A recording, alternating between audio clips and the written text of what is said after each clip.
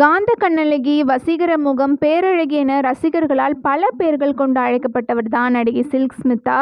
ஆந்திராவில் பிறந்த இவர் குடும்ப வறுமை காரணமாக தமிழ்நாட்டிற்கு வந்து சினிமாவில் நுழைஞ்சாங்க.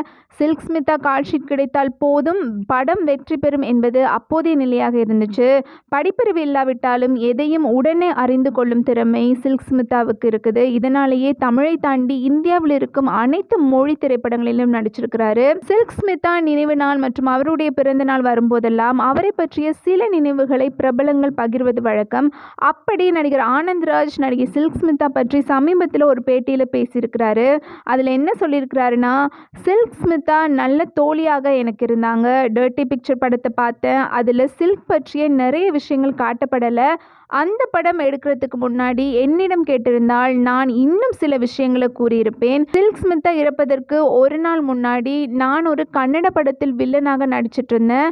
அந்த படத்தில் ஒரு ஐட்டம் பாடல் இருப்பதாக சொன்னார்கள். நான் உடனே சில்க் ஸ்மிதாவை ஆட வைக்கலாம் அப்படின்னு பரிந்துரை செய்தேன்.